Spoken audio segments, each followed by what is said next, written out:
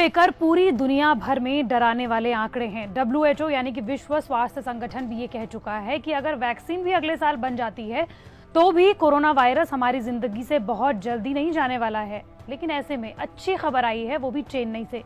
चेन्नई के institute of mathematical sciences के विशेषज्ञों का कहना है कि कोरोना वायरस की R वैल्यू यानी कि रिप्रोडक्शन वैल्यू में गिरावट दर्ज की गई है और अगर यही हाल रहे तो दिल्ली, मुंबई और चेन्नई जैसे महानगरों में कोरोना वायरस के केसेस सितंबर तक बेहद कम हो सकते हैं। लेकिन आप हो गए थोड़े से कंफ्यूज R वैल्यू को लेकर।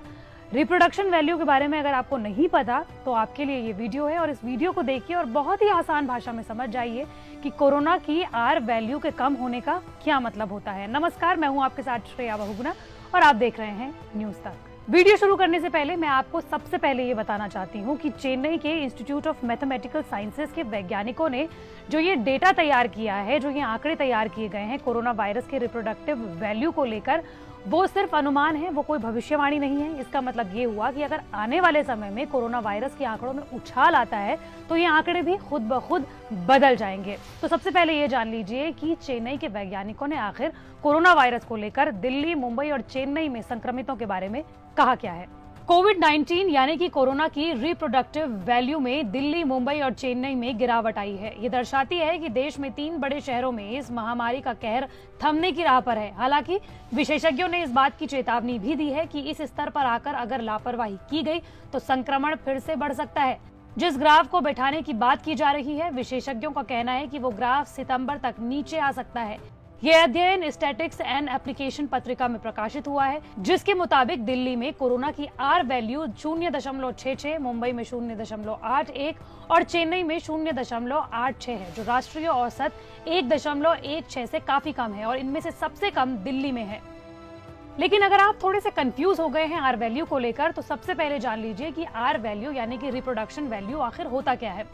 R वैल्यू का मतलब है एक संक्रमित व्यक्ति के संपर्क में आकर औसतन संक्रमित होने वाले लोगों की संख्या, यानी एक कोरोना संक्रमित कितने लोगों को कोरोना फैला सकता है। फिलहाल देश में सबसे ज्यादा R वैल्यू 1.48 आंध्र प्रदेश की है, जिसका मतलब ये हुआ कि वहाँ 100 कोरोना मरीज 148 स्वस्थ लोगों को कोरोना फैला रहे हैं। दिल्ली के 0.66 R वैल्यू को और बेहतर तरीके से समझाते हुए इस अध्ययन में कहा गया है कि राष्ट्रीय राजधानी में कोरोना वायरस से संक्रमित किन्हीं 100 लोगों का समूह केवल 60 लोगों को ही संक्रमित कर सकता है। अगर आपको इसे और आसान भाषा में समझना है तो इसे आप इस तरह से समझ सकते हैं। किसी समुदाय में R वैल्यू का इतना कम बने रहने का अर्थ है कि महामारी का मौजूदा कहर थम रहा है और इसे नियंत्रित करने वाले उपायों की मदद से आने वाले भविष्य में इसे और काबू में लाया जा सकता है, जो कि महामारी को रोकने में सकारात्मक बदलाव है। अगर R वैल्यू यानी कि रिप्रोडक्शन वैल्यू 1 से कम है तो इसका सीधा मतलब है कि एक संक्रमित व्यक्ति ज्यादा से ज्यादा एक और व्यक्ति को संक्रमित कर रहा है और उससे ज्यादा बिल्कुल नहीं। जबकि मार्च में जब कोरोना फैलना शुरू हुआ था तब कोरोना संक्रमित व्यक्ति 1 से ज्यादा लोगों को संक्रमित कर रहा था। शहरों में हो रहे सीरो सर्वे में पता चला है दिल्ली और मुंबई के करीब 40% या उससे ज्यादा निवासी इस वायरस से संक्रमित हो चुके हैं। मुंबई में तो हर दूसरा शख्स कोरोना वायरस से संक्रमित था।